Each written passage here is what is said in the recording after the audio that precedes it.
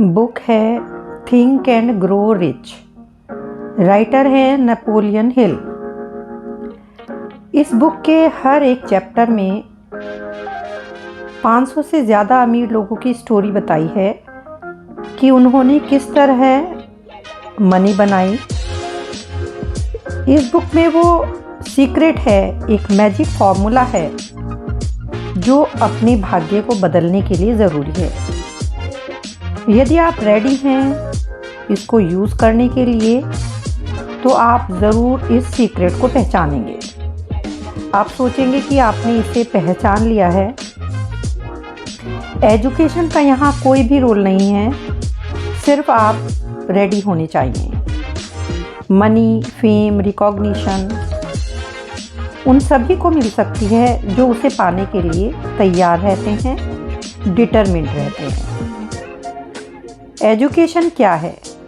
यदि आप ये पूछें तो राइटर ने कहा है कि जहाँ तक स्कूलिंग का कंसर्न है तो जिन लोगों की सफलता का यहाँ जिक्र किया है इस बुक में, उनमें से शायद कुछ ही ऐसे थे जिनको प्रॉपर एजुकेशन मिली।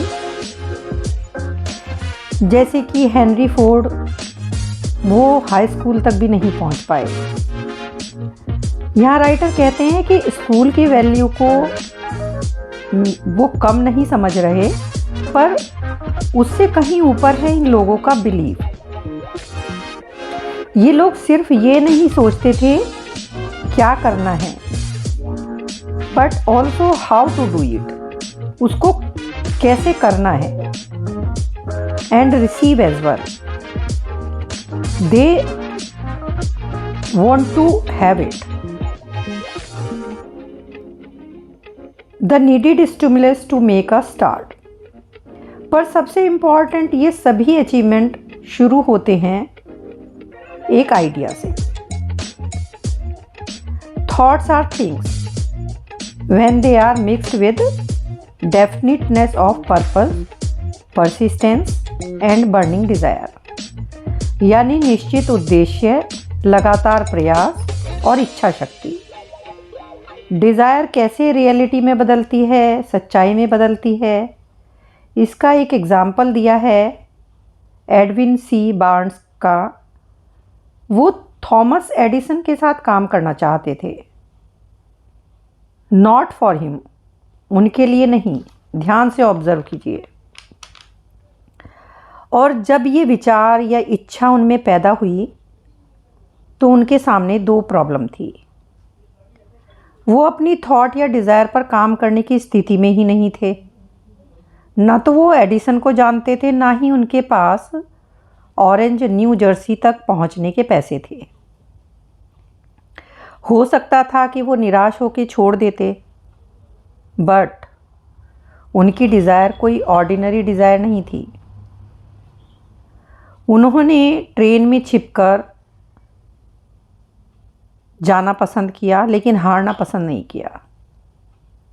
और उन्होंने एडिसन की लैब में जाकर कहा, एडिसन जो एक इन्वेंटर थे, कि वो उनके साथ में बिजनेस करने आए हैं। एडिसन को वो बहुत ही ऑर्डिनरी ट्रैम्प लगा जो शायद जॉबलेस है, बट उसके चेहरे और हाव भाव ऐसे थे जिनसे साफ पता लगाया जा सकता था कि वो जो करने आया है वो करके रहेगा। और एडिसन ये बात जानते थे, उनको अपने अनुभव से ये पता था कि जिस आदमी में इतनी कीन डिज़ायर होती है तो चाहे कुछ भी हो वो जीतेगा ज़रूर, क्योंकि वो जीतना चाहता है, तो वो शर्तिया जीतेगा। उन्होंने उसे वो अपॉर्चुनिटी दी। वो उसका डिटरमाइंड माइंड देख चुके थे कि वो लगा रहेगा, लेकिन वो व्यक्ति ऐसा था कि वो लगा रहा जब तक वो सफल नहीं हुआ। और इस तरह वो सफल हुआ कैसे? यंग बार्न जो थे, उन्होंने एडिसन से क्या कहा या वो उस समय कैसे दिखते थे, उससे कहीं ज़्यादा इम्पॉर्टेंट ये है कि वो क्या सोचता था। It was what he thought that counted. Barnes Edison के यहाँ काम करने लगा, बहुत ही कम वेतन पे। वहाँ बार्न्स को पता था कि उसको ये अवसर मिला है यहाँ पर अपनी योग्यता दिखाने का। हालांकि उसका गोल ये नहीं था, उसका पर्पस तो उससे कहीं ज़्यादा बड़ा था। Something important was happening in Barnes mind.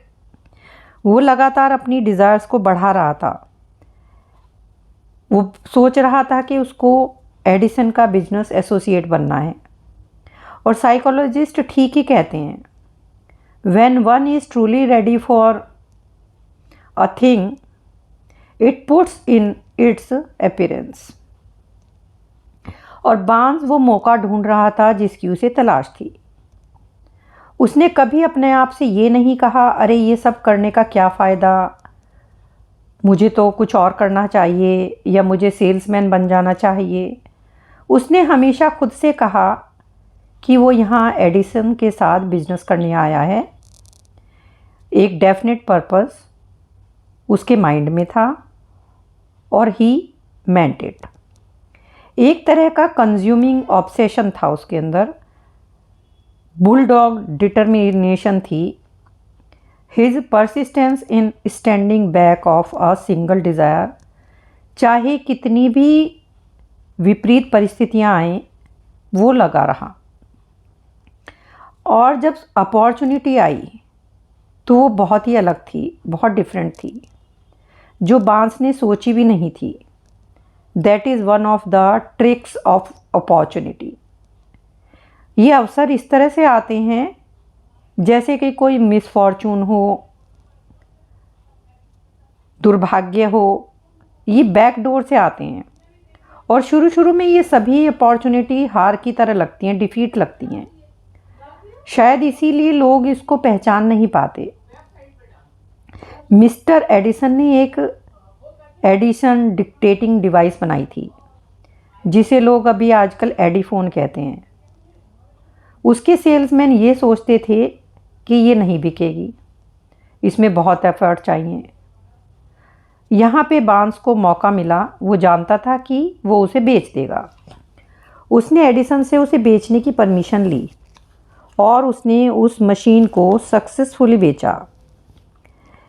अब एडिसन ने उसे कॉन्ट्रैक्ट दे दिया डिस्ट्रीब्यूट करने का और मार्केट करने का पूरे नेशन में। और इस बिजनेस एसोसिएशन का उन्होंने स्लोगन रखा, made by Edison and installed by Barnes. और ये अलायंस करीब 30 ईयर्स से भी ज़्यादा चला। बार्न ने साबित कर दिया, थिंक एंड ग्रो रिच। उसने कितना पैसा बनाया ये मैटर नहीं करता, बट एक्चुअली जो उसने सोचा, यानी एडिसन का पार्टनर बनना, वो उसने पूरा किया। ही thought himself into a Fortune. उसके पास कुछ भी नहीं था, बस वो ये जानता था कि उसे क्या चाहिए और अपनी उस डिज़ायर के प्रति डिटर्मिनेशन, जब तक उसकी वो इच्छा पूरी ना हो। ना उसके पास पैसा था, ना एजुकेशन थी, ना ही कोई इन्फ्लुएंस था, लेकिन उसमें इनिशिएटिव लेने का साहस था, फेथ था और जीतने की इच्छा थी। With these intangible forces, I mean जिसे समझना मुश्किल है, वो नंबर 1 मैन बना।